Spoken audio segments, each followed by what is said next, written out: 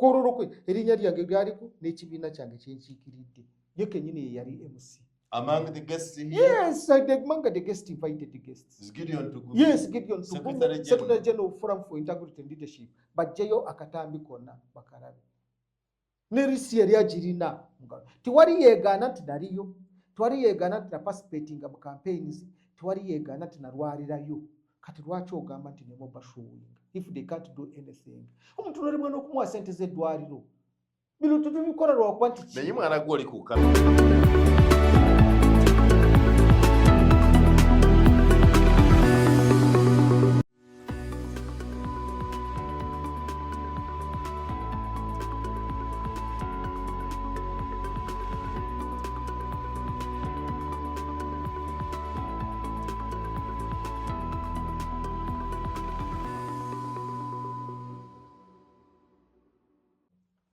Kale nkwaniza ku mukutu gwaffe gaggadde gwa SML News Yugi olyotya nayo najjo osinza okutulaba olw'okutugoberera olw'okutuwagira beebaza nnyo bannaffe ba Eden Gardens and Restaurant abatuteekamu ensimbi abatuwagira abagoberera emirimu gyaffe gye tukola bulungi ddala omulimu gwe mukola gwa ttendo era njowooza naawe atwagalira atugoberera gendako ku Eden Gardens and Restaurant olabe ku services ze tulina ka gardens akalungi tulo ofune ebyokunywa ebyokulya tufumbe emmere ennungi nno ddala mu bika byonna ozze kulya ng'omu otambudde n'omuntu wo oba oyina mukolo gwa mbaga janguuyo jangu tulabe jangu owulirize jangu ogoberere the Eden Gardens Eden Restaurant bali Nansana bijja kuba obifuna program on the sidelines nga bulijjo n'abagenyi baffe ab'enjawulo nga tunyumya ebirifa eno gye tuli mu kirussia si wali mu ssente waliwo abali mu ssente abaguzannya ono akuba aweereza ono n'akuba aweereza ono mu ssente tetuliiwo tubeerera mu kirussia ne tulaba biki ebigenda mu maaso kale njagala kufaanyiza mu kirussia ekyolwaliro nze Simon Muyanga Lutaaya ndi ne mukwano gwammwe nnyo Gideon Tugume Gasiya muzukulu wa Ndereya Gakyalo nva wali Mijera kyalo kiri mu Kakulu Town Council Ruhama County Ntungamo District Jensibuka sayinza okubeerawo ova ku nda nnene kyenda ku kaalo kennyini kwenyini kwenva Ntungamo yes gyenva Ruhama gyenva akalulu bakayita Mijera ate ak'omukyala bakayita wali bayitawo Karejeya waliwo ew'omukyala ate ewa muzeeyi because biri muzeeyi says from Ntungamo anti muzeeyi ye avaawo kakati muzeeyi ye tanazimbayo newe baabeeranga waliwo baabeeranga kati bavaawo ne badda wali ew'omukyala naye we baabeeranga awo Kyamate ng'okkiridde awo katono awo ng'odda ewaffe kutuukira ddala ewaffe wennyini awo yali abeera awo era kati bazeewo ne bagula yaguzeewo wonna wonna awo ndowooza ayagala kudda mu kuzimbayo. So ku bonna ani alina amaka Ntungamo muzeeyi oba omukyala? Omukyala yalina. So muzeeyi bw'agenda Ntungamo aba agenze mu maka ga mukyala? Agenda mu maka g'omukyala. Naye agendayo? Agendayo. Tekibamu na buzibu. They hold parties esi bakola emikolo.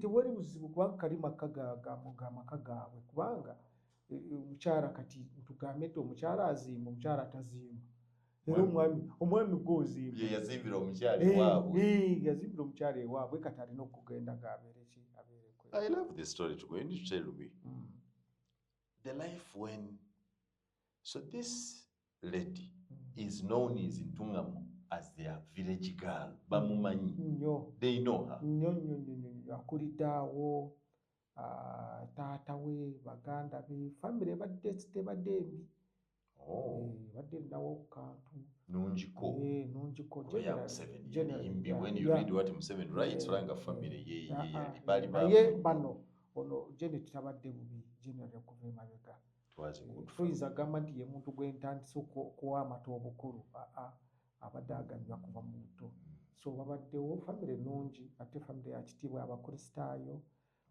netowaze badde netowaze. So these values, because what I am asking you, I find Janet Museveni as a surprising woman. Yeah, sure. given ekitiibwa kyalina n'engeri gye yeeyisaamu. Wala ne mbuuza nti singa yali bakazi baffe bano akulabuluzi nga mwaguze bajjaaji ku kyalo asiira naye twaguze buguzi bajjaaji. Janet mukyala mwetowaze ne mu njogera ye ne mu nkola ye y'emirimu naye ate mukambwe tomuzanyirako tomala gazanya. Yes, waliwo abaana bagezaako, omwana yagezaako kwesimbawo awo n'amwesimbako bwe yali memba wa parliament n'amulemerako n'amugamba avaamu n'agaana naye kyamutuukako wali kinyumya. Si muntu wa kusaaga bw'aba asazeewo. Mukambwe era ky'ova olaba Eruhamu baamugamba nange kaakati ate toddamu lekeraawo era n'alekeraawo. Yabafuga ebisanja bibiri. Ne bamugamba nedda komaawo. Omanyi eri twogera mazima era bwe nkugamba ne nkugamba Simon nenzija ne nkugamba tomanyi Simon nti kino kiri bwe kiri mba nkugambye mazima tetulimba. Tuli bahoro. Tuli bahoro. Tetulimba. So naye tebamutya bamugamba. Yes. Bamugamba ne bamugamba tokomawo tetugenda kuwa kalulu.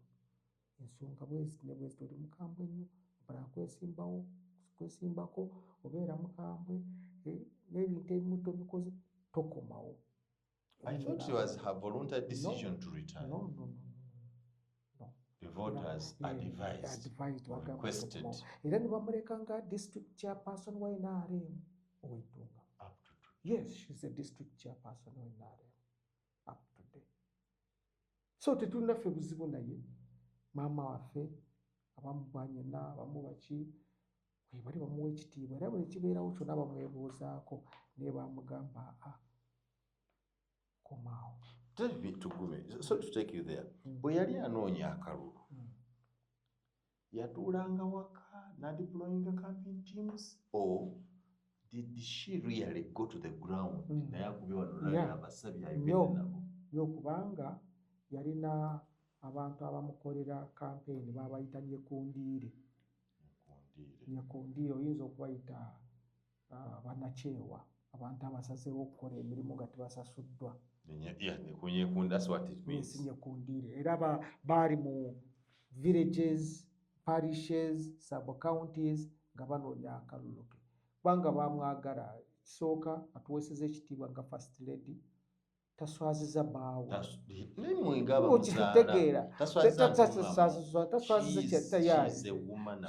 She's really very, very good. Kubanga n'ebizibu byonna ebibaddewo ng'omuntu ogamba nti alina ebizibu mu maka, Janet ye muntu atakifulumye akimalira eyo munda eyo era akuziza bulungi abaana be. Is a very good mother. Ogenda okulaba buli mwana yafuna omusajja. And they are going respect. Definitely. Kati kiba kitegeeza bw'obanga gw'oli mukyala wa president oba oli president abaana bo ne baba nga balina empisa ezibeera mu maka obeera okoze kyamaanyi. N'otawulira nti omwana yeeyisa bw'ati akola bw'ati. Abaana ba Janet kizibu nnyo okumugyamu ekigambo nti yavumye. In fact ayinza okuba nga tavumanga na muntu yenna. Abaana ba Janet she's a disciplinarian. Alina engeri gy'abayigiriza okubeera nga ensonga bazikwata bulungi bawa ekitiibwa baba baabwe bawuliriza abantu. N'obwoba omusanze nosanga Natasha oba osanze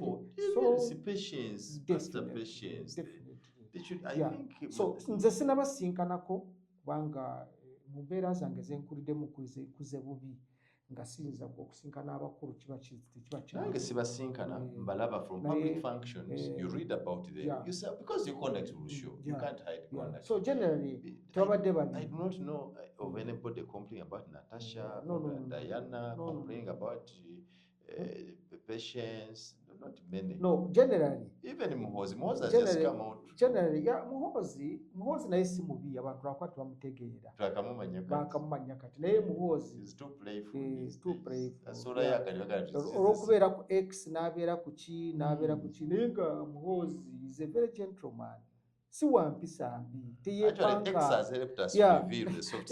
Teyeepanka. Tosobola kumusanga ng'ali mu convoy gundi nti ataddeko obugombe. abantu bamutuseka Tebalabangako na konvoyi ya General Muhoozi bayira abantu babuuza ayitawa. General Muhoozi atambulira mu motoka ze za bulijjo.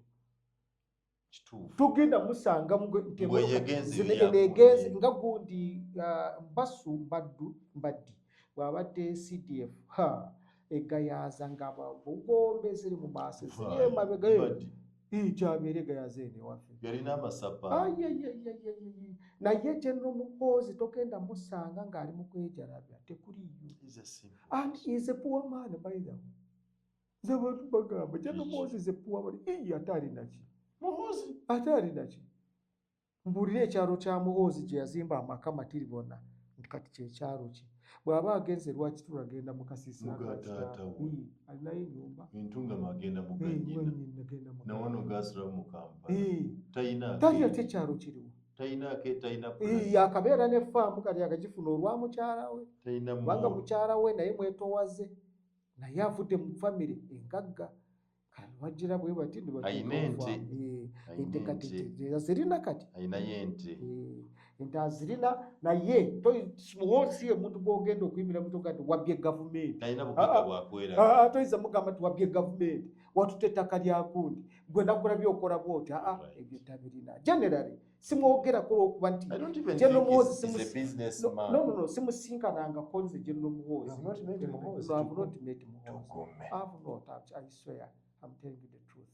I haven't met Muhoozi. You should do. No, I haven't. You are one of the few people that Muhoozi should know by name and face. He hasn't. Maybe he is not interested in me.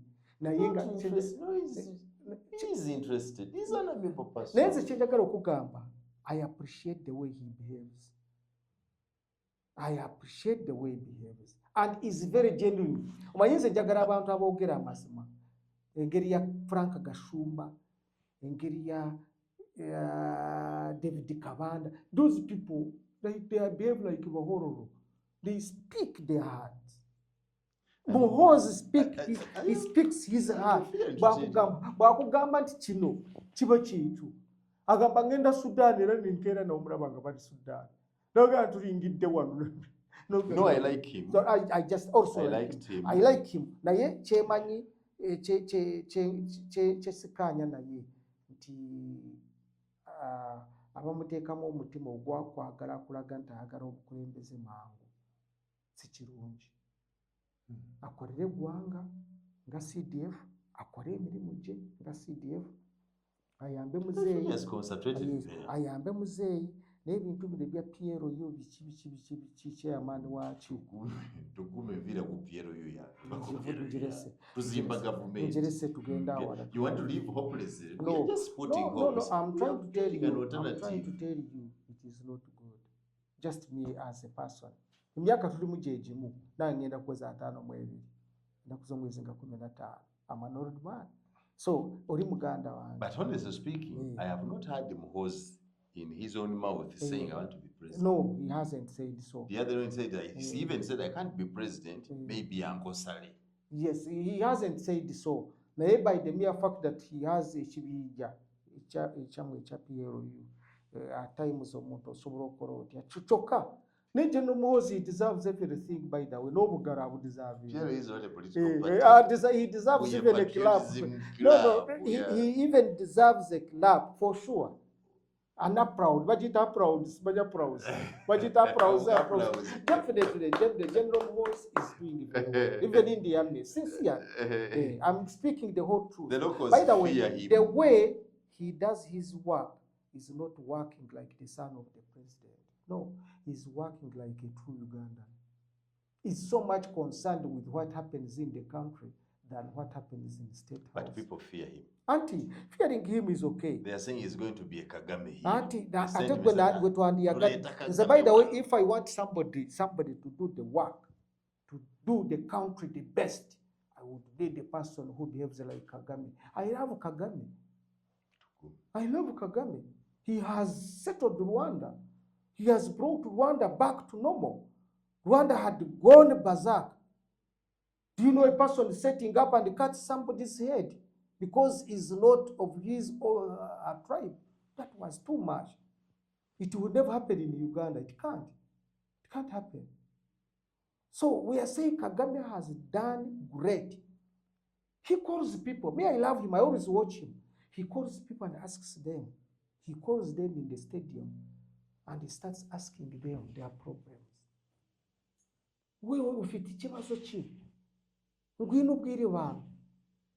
Ufite akazi? He tells them, do you have any problem? Do you have a job? Ufite akazi? Uriya akamubwira wowe nta kazi mfite. You see? Then he asks her, kubera icyo utafite kazi? Mukambwe. He calls the minister. Why is this man who studied agriculture not employed? At least why is he not assisted to start something somewhere? So we love that kind of thing. No nonsense person. Muhoozi is not interested in your money. Is not interested in your property. He is interested in the proper management of society. And that's the person. And he has no reason to be corrupt. And that's the person. He has no reason to be corrupt. Yeah, that's the person who won. He has no reason to be corrupt. He has, by the way, Muhoozi is like Tugumi. It is because for him is CDF, he has but according to the property and what, Muhoozi has nothing. Ojeko kafamu nente bwe yakafuna juzi kiche kirala kyalina. Ate nkimanyi nabyo yabitaddekorwa pressure ya mukyala. Alina because ndaba ne bagamba nga ekyo kyasale bagamba ya. Muhoozi alireeta ekintu kyo olaba nabyafuzi twogera. Ne yali ayogeddeko n'agamba Muhoozi mubbi yabbye ekintu kya ggulu taliyo. So what does actually bamuvunaana ki son of the president? But what's wrong with being a son? What's wrong with being a son of the president? Ze kyemuvunaana kiri kimu. Okuleka tugume n'ondeka eno n'embeera bwenti n'entuuka mu kubona. Ati tomumanyi tomunoonya. Anti ojje tanoonyaako. Akunoonye. Anoonyeeko agaye tugume oyo gwempulira. Kubanga tugume I've been in the media for the last almost 30 years. I've been everywhere. I've written news. I've reported news. I've done everything. So yeah, decided looking out for us. Yes. I've done everything. I've studied everything. I've studied the law. I've done journalism. I've done economics. Everything. I told you. You should be one person that you know. Yes, I would even be in his office, be giving him advice on what to do. His office is military. You can give knowledge. Not even the military. I've got. By the time he joined, I had already finished Chankwanza. When he comes. By 1999, I had already finished Chankwanza and Singo. So I'm not a simple person who you say that I'm not trained. I am. I'm a senior cadre. Can you give a military man? No, I can advise him. You know, military, it has administration. That's why where he went, nga Sandhurst na chi, bakusomesa engeri gy'okumanaginga mu society. Kyovula benkora ye, enkora ye teri so militaristic. No, yasoma. What he's doing, I believe, what I am not sure of is how he would behave as president. But at least I'm now sure he's the best military man to manage his soldiers. Yes, definitely. And he has managed them. He has managed them. He has managed them. He has managed. So he's doing well, and I salute him. They are not complaining about it. No, they are not complaining. And even if they complained, by the way, if you find a society that does not complain about the leader, then that leader is doing nothing. Because you cannot make everybody happy. Yeah, you can't. You can't. But you know, Tukume, that you'll be a dictator if you had power. No, not being a dictator as such. But I would do dictatorial orders. Tukuma, it's not the English. Like, if you do dictatorial orders, then you're a dictator. I wouldn't be a dictator as such because I would listen, but I would do dictatorial orders. Because, you know, some people are doing stupid things. People are doing dubious issues. And you're asking yourself, how can somebody come up today, Nakugamba, back in the Bank of Uganda, never buy you laptop? Bank of Uganda.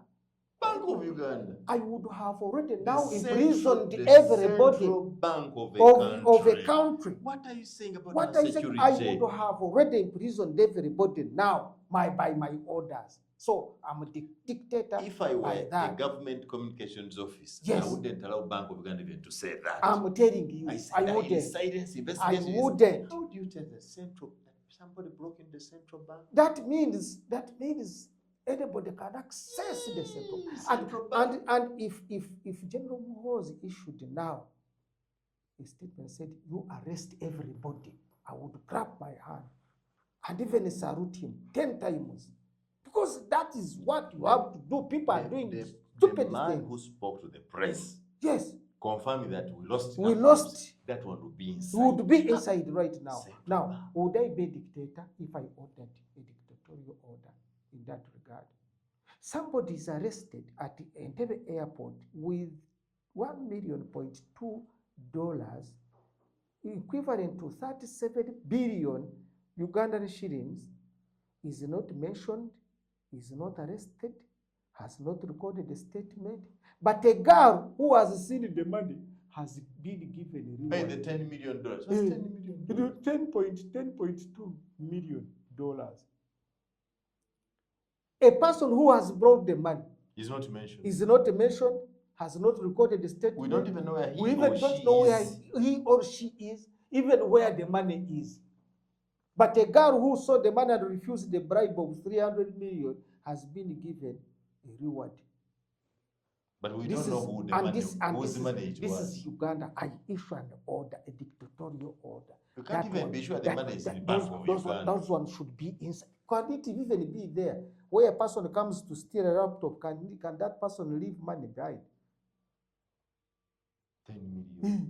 10 million. Then 7 laptops. This Bank of Uganda. You get that is dictatorial orders. Nse General Muhoozi kyemwagalako teyemutya ate teyemanyiza. Mulimu abantu abadde bagamba General Muhoozi mutamivu, nabagamba mwegendeeze. Si mutamivu, the guy is sober. Nobw'aba anywako. He is very sober. Ate nobw'aba anywako. The guy is sober. Kati gwe omusajja bagenda ne bategeka ebintu bwe bategese ebiri yalabiseeko. Olowooza ki? Kati ogenda mukwatira wa? Gwe kakati gwe abadde agamba kamuwaabire nti alina ekibinja ky'abantu, ogenda muwaabirira wa? Yali alabiseeko ku functions ezo zimugambe. Tugume, I talked to somebody the day after and said, I don't see how a whole CDF would reduce to that level. Kwambala simanyi za sweat bands. Agenda kudduka. Naye agenda kudduka. Agenda kudduka. Nabalaba. You don't know what a CDF is. Nabalaba I said, no, he cannot. By the way, General Muhoozi is the best choice. But the one, is the best choice for CDF I've ever seen. Is the best choice for CDF. General Muhoozi is not in that position to protect his father. Never. Ateko kwanga adane ebintu bya wakanya taata we namugamba kino nedda. True that. True that. So is a statesman. Aliwo okulaba nti eggwanga likola ki naye kye twagala tulabe how a transition can be made so that he does not go by the sins of his father. Because the demon that got around, that went following his father, and it can easily catch him up if we don't plan well for this country. He's a very good man. I wouldn't want to judge him based on his father. In fact, not judging. How would he behave if his father was not president and he was CDF? No, if he was a CDF and his father was not president, he would still behave the same. General Muhoozi. Would that be okay with the civilian president? Would the civilian president allow this man to behave the way he's doing? He wouldn't. And up to now, I don't think there is any other president who can serve under him, who can serve with him. So that is what I'm saying, that what follows his father could follow him up. Because I'm not seeing him generally serving any other president apart from his father. One, another president will be fearing him. Not that he's going to do anything, but because he fears him, he might do something. So, minus his father, General Muhoozi is either dead, I'm sorry to say that, he either in the exile or is in prison. So the three options awaits him when his father is not available. You want to mention the options? Yes, there are three options. So what should he do? What are the options? The option, that's what the options I'm saying. The options of survival, one is a proper transition. If it is a proper transition, You will survive. Yeah, you will survive. And that means he will be forced to leave the army and to live a civilian life, which I don't think he can still. And now, what are we going to do? Because in real sense of the fact, whether it is Mao, whether it is anybody else, Anita Mongo or anybody else, cannot. Nobody can work comfortably. No, nobody. You'll be worried. Even if the man is not dangerous, but you'll be worried. You'll be worried. I was asking, I've been asking the same question to these people. I said, Uganda, just get serious. If Muhoozi was your son, because they say Museveni, if he was your son, do you think it will become that you are in Entebbe and such a military trained person is somewhere snoring and not doing anything? As not doing anything, of course you wouldn't. You wouldn't. So, General Muhoozi, the only solution, the only option will be to retire him from the army after the retirement of his father. He needs to be retired from the army and he be advised to stand for the member of parliament for Ruhama County or any constituency. Or Nyabushozi. He comes to parliament. He's given a ministerial position like the Minister of. Tugume, you are joking. And yes, how would you be in parliament and that person is seated as the MP? He will do that. Honorable Muhoozi can to save his life. No, to save his life and the lives of his children and the rest, he will have to retire and do that. Otherwise, if he doesn't calm himself down, he continues being the leader of PLU, he continues being the one, nobody else will work with him, even including his son-in-law or his brother-in-law who would take over as the next president. He will either plan his killing, plan his imprisonment, or plan his exilment. And he can't go for all of those because he has the capacity to resist all the three. So, and the cost of resisting, all of those is disastrous. So on the side, right? The Gideon, Tugume, Gacharo, Garcia. No, I love it. I love it. What does it mean? I love it. Yeah. Garcia is rubbish. Yeah, of course. Yeah, of course. Let me tell you. Many people take you rubbishly when you are not. For example, Sir Simon Muyanga Rotaya, you're a very wise man. You have done a lot. You have experience. But when you went to stand for the position of MP, people looked at you as Garcia, rubbish. They never gave you the votes. On top of that, they talk ills about you, and they ended up even putting. They actually attacked me and injured me. They ended up putting you in prison. But do you think the person they elected as a member of parliament was better than you? No. On the sidelines, SML News Yugi, Gideon Tugume. Gideon, I want us to conclude this, but before that, I've loved your appraisal of General Muhoozi. Sure. I would want to. There is nothing he gives, by the way. If I would be praising him that I want him to give me money, he doesn't give money. I'm not praising him because of money. I'm not praising him because I'm not praising him because, but he has the capacity to tell you go and get money from this, but he doesn't. Secondly, I'm not praising him that he convinced his father to give me a job. He did not. I'm not praising him because he has, saved me anywhere. No, but I'm telling the truth. Ngabwe ngambi nti nze ng'omuhororo w'entungamo twogera mazima ate ng'omukristaayo. Omukristaayo batukubiriza okubeera abeesigwa okutuusa okufa. Kyekiri ne ku bbaluwa yange ey'okutebwa okusibwako emikono. Beera omwesigwa okutuusa okufa. Katonda nansuubiza nti alimpa ekirabo ky'obulamu ekyobwesigwa ekyobulamu abeera omwesigwa definitely yagamba beeranga engule yo gyeri Yes. you're working for that one definitely ate mu kubatizibwa ye yateekako akabonero k'omusala mukulu gaako genda obeere omulwanyi fa wa Kristo ennaku zonna ez'obulamu but olowooza tubifaako you simply look at the baptism certificate my confirmation certificate and nze ngenda nakyo if you actually follow your baptism certificate and confirmation yes no one would be corrupt. How would you be corrupt? Because the readings are there. And I'm not at all.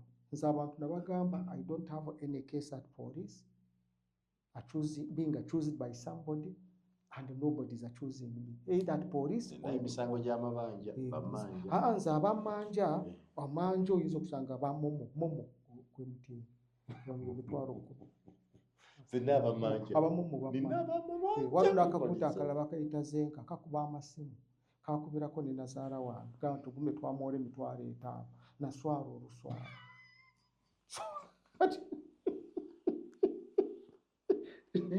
yakubira mukoddomyo mama wange azaala bamukuba basimu bagijjawa ali nakubira omukyala namuganda wayi mukoddomyo wange afuti nga tumusondere tusasule naswala oluswala zenka eyo vayo tugume eyo vayo tonemesa program akubanja yakubira muko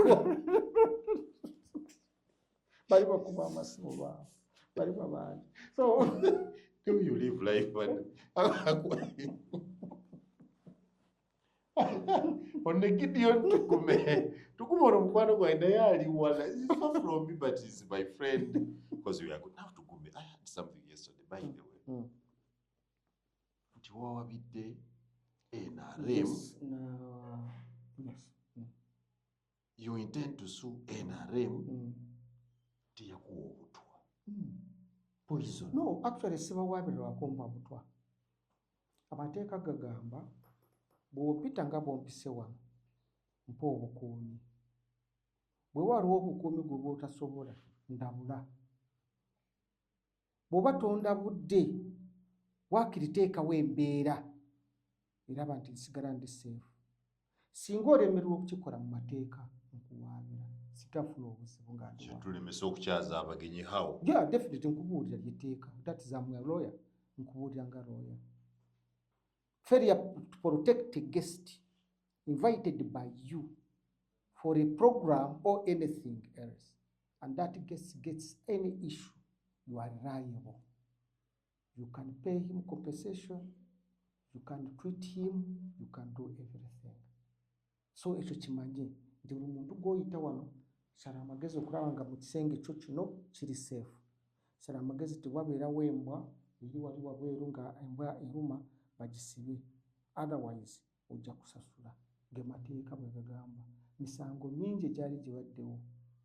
Embwa ekulumye nga waliwo ekibadde nze nannyini mbwa asina nannyini mbwa gwe yankyazizza nzize ku bugenyi bwo embwa evudde eri nga ndalu nejja nensanga ku bugenyi n'ennuma you are held responsible gwe nannyini mbaga wagera kuteeka eri mu Uganda no liri mu Uganda wano liri mu Uganda wano kyo bwe kiri so nze bwe nagenda so let's get into the conversation yes so wagenda Kololo saagenda Kololo wokka nasooka okusooka we are convinced Honorable Kiwanda ye chairman wa National Consultative Forum yasalawo n'atukonvinsinga n'agamba nange tuwagire muzeeyi ebibiina biri 27 ebiwandiise nze nkiikirira ekibiina kya Forum for Integrity and Leadership nga Secretary General mu National Consultative Forum bwe twaliyo n'atukonvinsinga Kiwanda is my friend okumala ebbanga ddene netugamba okay nubwo tubadde tuwagira tulaba nti ebintu abyonoonye tugamba katuwagire Prime 7 ebibiina 10 of us netwekolamu omulimu under deliberate vote netusalawo tuwagire President Museveni era netutambula eggwanga lyonna nga tunoonya akalulu ka President Museveni ate nze on top of that nga nkozesa social media okucampaigninga ku radio zonna zengendako waliwo ne bateeka program wali nakasero bagiyita nga long rally naliwo nga ncampaigningira President Museveni n'ennaku z'omwezi nga 13 January Prime Museveni ng'alina rale ye esemba y'Ekololo bampita officially ne batuyita mujje tubeereko. Entebe zaffe zaali wali pulezidenti w'atuula ne first family n'abagenyi abakulu we twali tudde. Bwe twatuuka awo baasooka ne basaavinga amazzi n'enzi saagafaako ne busooda bw'ayita mu saabufaako naye ziwera sanga 7 ne mpulira ennyota ne ŋŋamba kaanywe ku mazzi ne bampa akatupa k'amazzi. Waliwo omuwala yali asaavinga amazzi awo, bw'ampa akatupa k'amazzi nkasumulula nywako katono mba nkyanywa batugamba mugende mukubise ebifaananyi n'ani ne pulezidenti. Tuyimuka tugende tukubise ebifaananyi. Akatupa nkateekawa wansi ngenda kubisa ebifaananyi. Bwe nkomawo we nali ntudde nga tuvudde mu bifaananyi nze sajjukira nti goolesa amazzi toganywa. You are not going to that duty. Yes. Negligence. Huh? That's your negligence. No. We gave you safe water. You took half of it. Yes. You left it unattended to. You came back and took it again. How about if the water you took first is the one that was contaminated?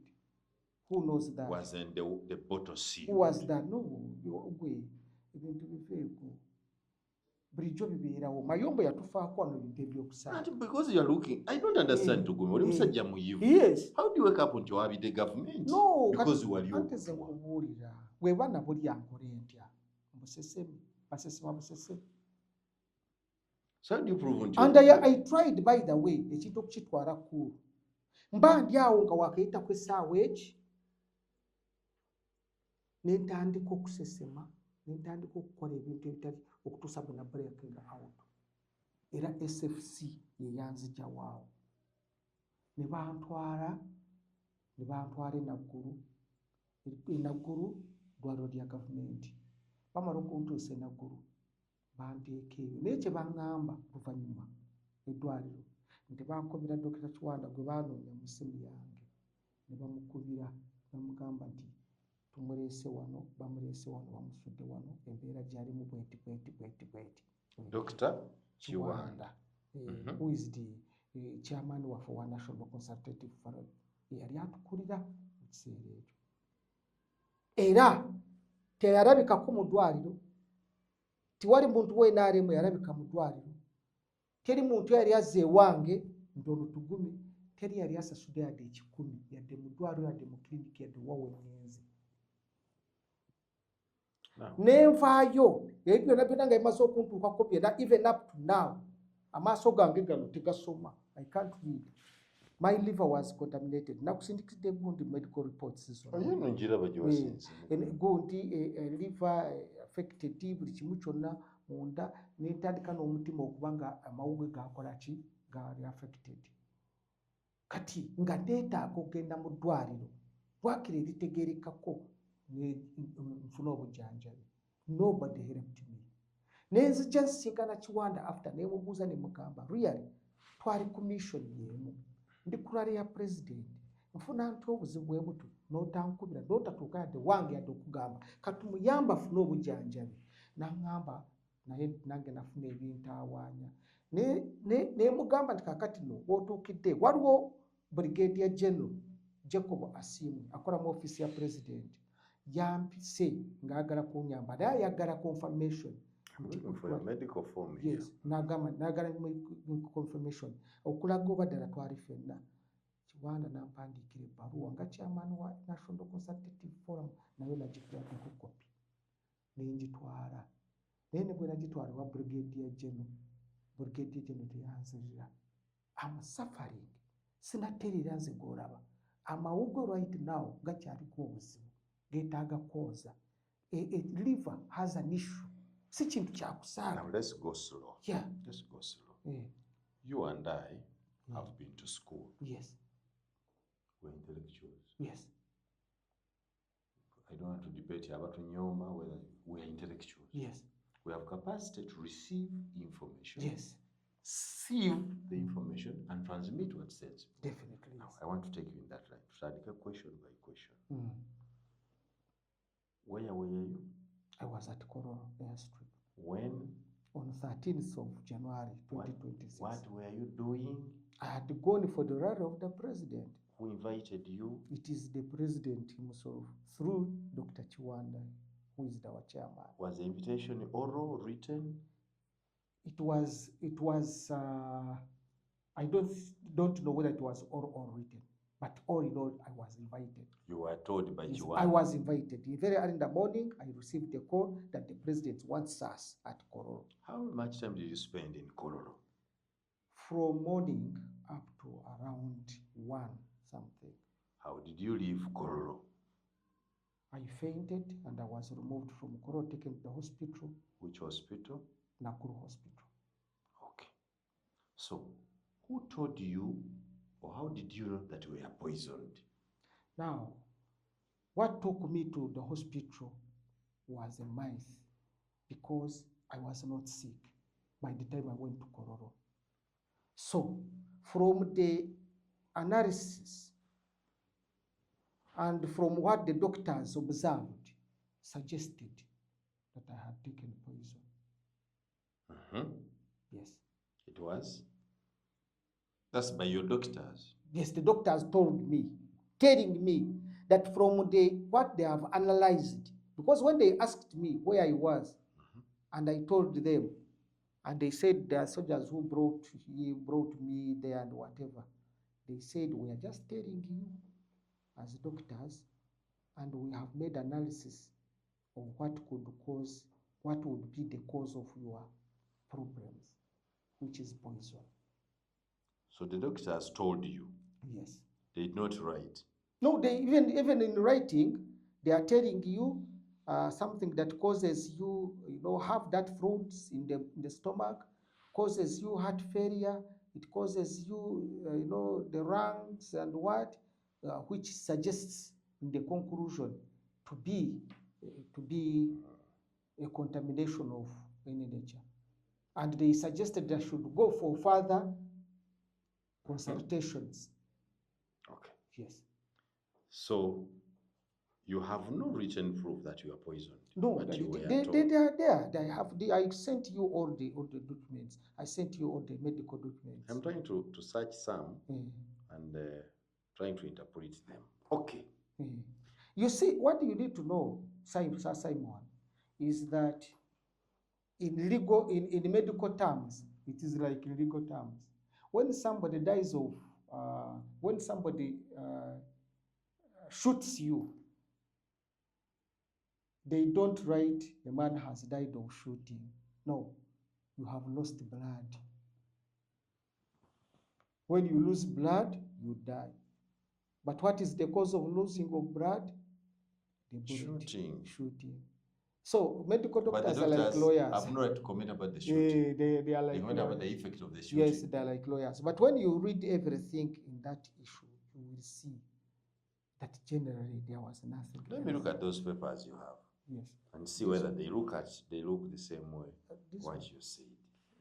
This one is the senior presidential advisor for political affairs. Recommendation for medical assistance to Mr. Tukumi. This is one of Dr. Chiwanda Godfrey Subi. He has recommended to the office of the president through Brigadier General Jacob Asimwe to help you get treatment. What did Jacob Asimwe say? That the letter is mispressed, is misdirected. Whereas he's the one who called me and said they should write. But when I took the letter, he said, no, it is supposed to be written to another office, not his. Okay. You are invited by Dr. Chiwanda Godfrey Subi. Ye yakuyita ogenda kumukolo. So ne yakuyita ogenda kumukolo, asaba bano bakuyambe. Yes. Era alaga kiki kyaliwo ku. You can just see what you can read and see. Aganti nga ssente wa National Consultative Forum of Political Parties. Nakulembera tiimu y'abantu 10. mu campaign gye deliberate vote campaign yalitunoonyeza President Museveni yakalulu. Mr. Tugume nga member wa Forum for Integrity in Leadership yali member. During the rally, Mr. Tugume Gideon went unconscious and was rushed to Naguru Hospital for medical attention, but no financial support was extended to him in that regard. Gideon has subsequently undergone numerous medical attention at various health facilities where he continues to receive medical attention. The purpose of this letter, written on 24th of March 2026 to the Office of the President, Embassy House, and Director of Honorable Brigadier General Jacob Asimwe, says, by purpose of this letter, therefore, is to recommend him to your office for any assistance in this regard. Find attached his medical reports for case reference.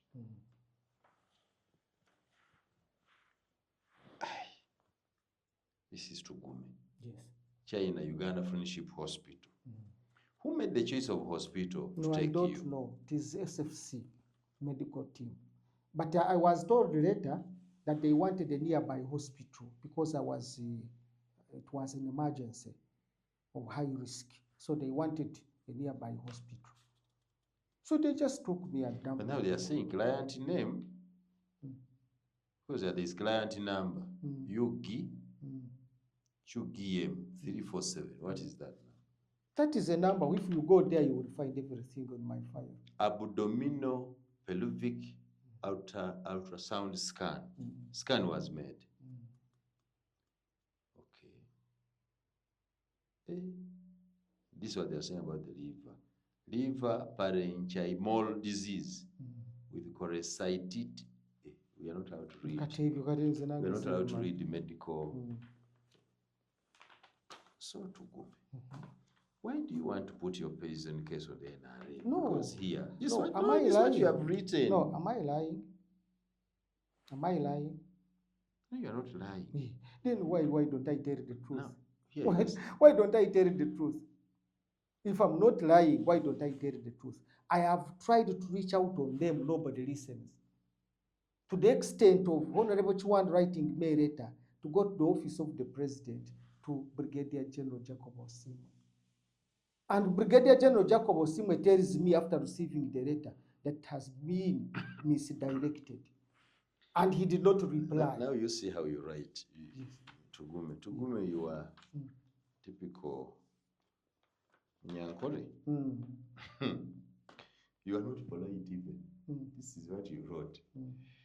The Right Honorable Secretary General, National Resistance Movement, Plot 10 Chadondo Road, demanding notice of intention to sue. I write to demand. Yes. Yes. Tugume. Yes. Yes. You know, I'm a lawyer. I never studied laughter.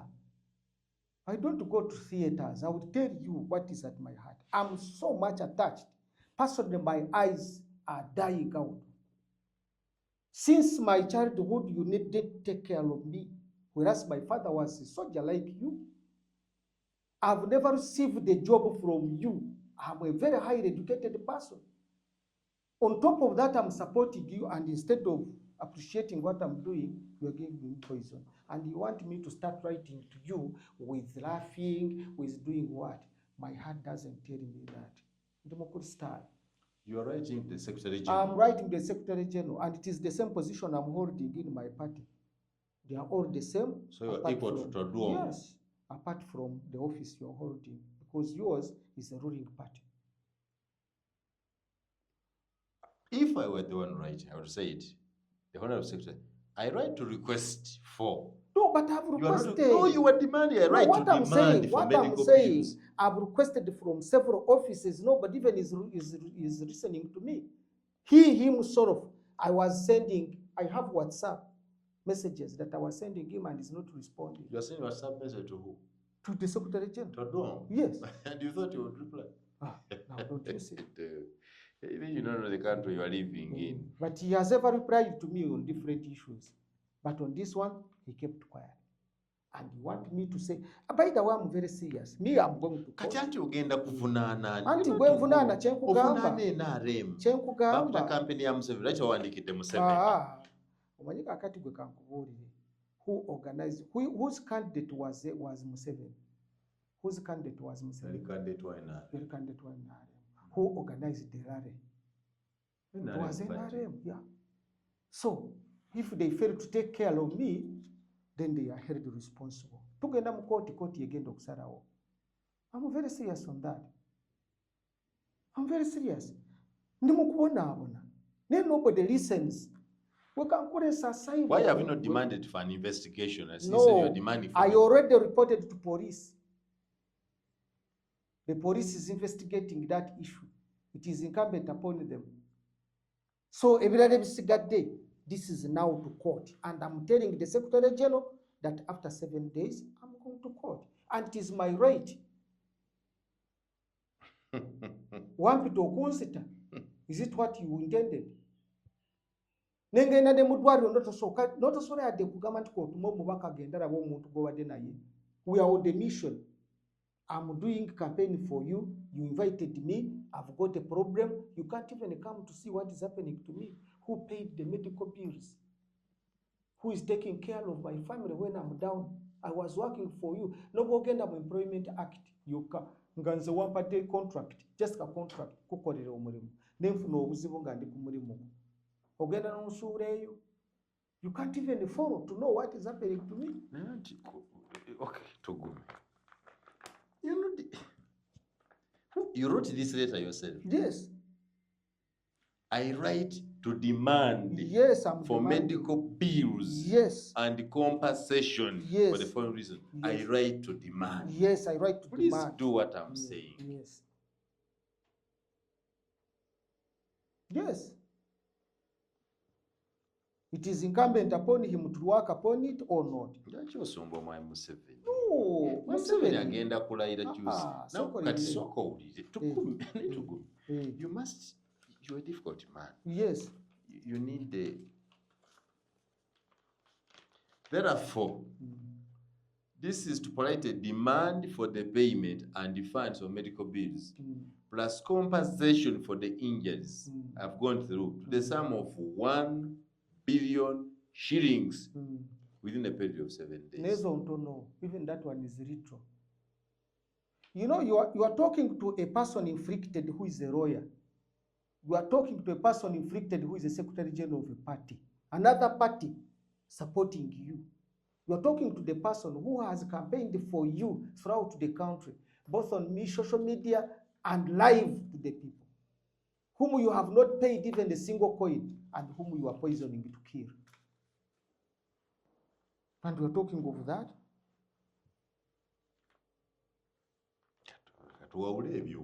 No, it's a kuburi amasa. Kati kuno musango ngenda kubera kuti Tugume versus what? Versus NRM. Which case? Failure to take duty. Failure to take duty. Yes, failure to take duty of a client or of a guest. NRM failed to take a duty of protecting you. Protecting and you are suing them. Yes, I'm suing them.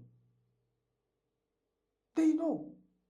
You fail even to take somebody, paying even bills. Do you know that when I was at Naguru Hospital, even buying medicine, kwanga teri dagara, olugula ebweru.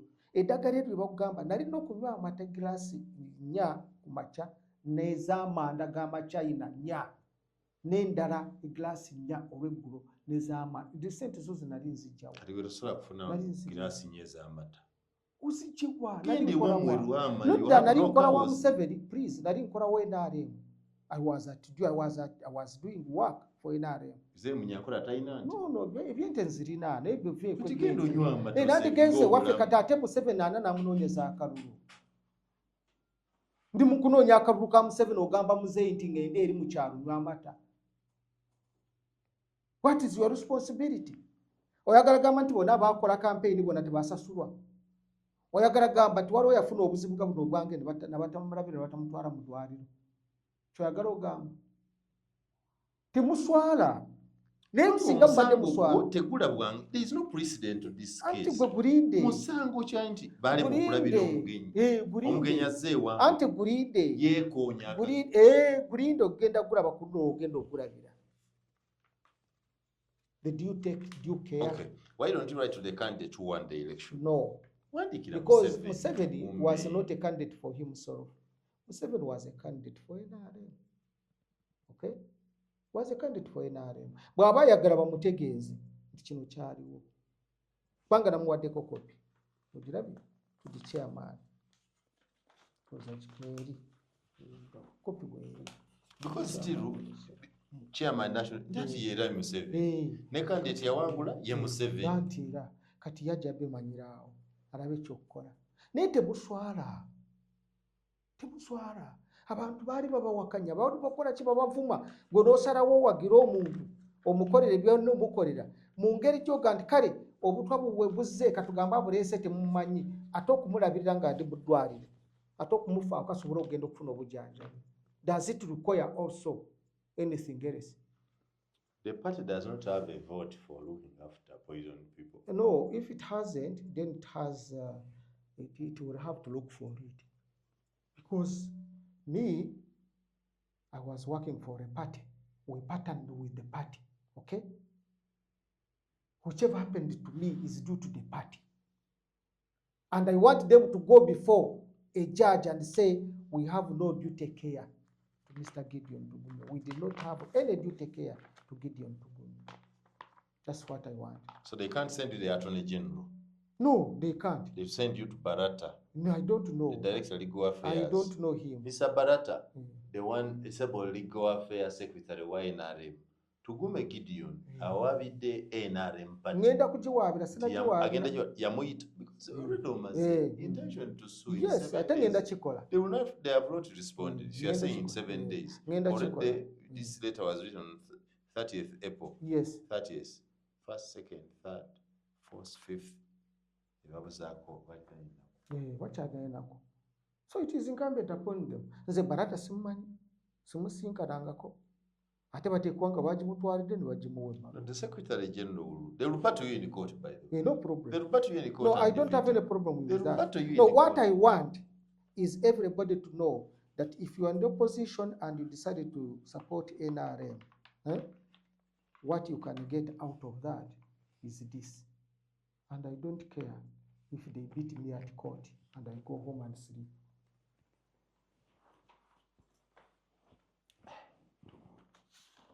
What is this kind of? What is the problem? No, njagala kujanjabibwa. I'm sick. Gondaba bwenti bwe nali nfaanana. I can't see right. No gentekako galubindi. I can't. My eyes are going. Omanyi nti Mukasa Rutu Mukasa amaaso ge gaafa mu by'omuzannyo bw'ebitumba mu masente. N'olwaliro kati is totally blind. Okimanyi? Okimanyi tamala emirundi yatuuka ogenda okufa wano ng'abagambye bannange bampa obutwa. Mumpe sente ngende mu ddwaliro nga ndi naye. Yayogeranga. Teyatuusa kufa. Yayogeranga. Kati nange kyemulinda. Let me die after court.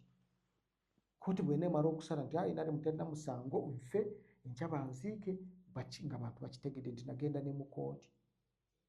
Because me I don't die like sifa nakyo. I'm a lawyer. Sifa nakyo.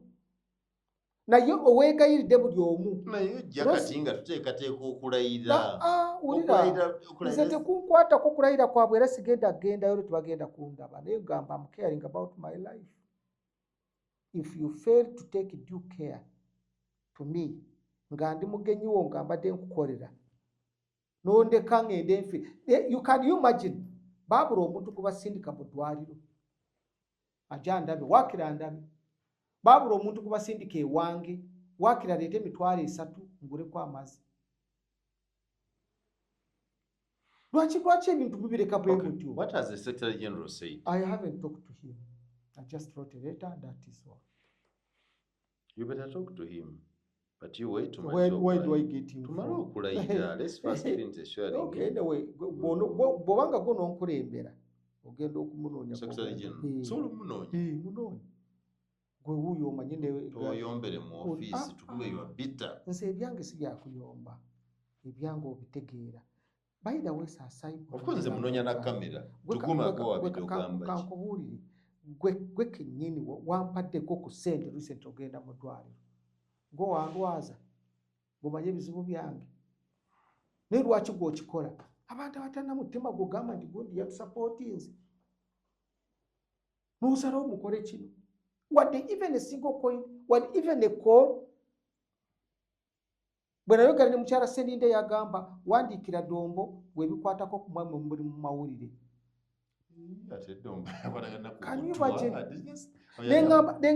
Nengamba mwami Kiwanda wandiikira bekikwatako in line kati owandiikidde ono Brigadier General. Bakusindika wa Dombo omusango esigwa amawulire. This is not amawulire. Nemugamba mukyala Seninde nemugamba Rosemary wasoma ekibiina kyange. Nosoma n'erinnya lyange nti Wendi wali osoma by'amawulire bakusoma kororokwe erinnya lyange lyaliko n'ekibiina kyange kyenkiikiridde ye kennyini yali MC among the guests here. Yes, among the guests invited the guests. Gideon Tugumi. Yes, Gideon Tugumi, Secretary General Forum for Integrity and Leadership. Bajjayo akatambi konna bakarabe nerisi yali agirina tiwali yeegaana nti naliyo tiwali yeegaana nti naparticipatinga mu campaigns tiwali yeegaana nti nalwalirayo kati lwaki ogamba nti nemo bashowing if they can't do anything omuntu nolimwe n'okumuwa ssente z'eddwaliro bino tubikola lwakuba nti naye mwana gwe oli ku kamera biki byo okyayagala okuwulira emboozi eno lwaki kamera tevaako kiki lwaki polisi gyeyo tugume kamera nojeyo tugume nojeyo tugume sitegere omwana eveeko evaako naye nze nkugambye ngenda mu kooti and on serious note njagala either bawangule oba bampangule ensi yonna ekimanyi babi nnyo very dangerous kati president bamukolera briefs k'olwo olunaku kubanga ba SFC abanzijjawo bateeko bakola report ki gwe SFC n'okwata omuntu n'ogenda n'omusuula mu ddwaliro n'ogenda n'otodda yadde kumanya how that person is. SFC State House yali controlling omukolo ogwo gonna bali ludda abo abaleke bali ludda abo bonna where are they? Naye omwana ono lwaki alemezaako kamera kiwedde mweraba kamera mbeere bulungi mwana abadde kyono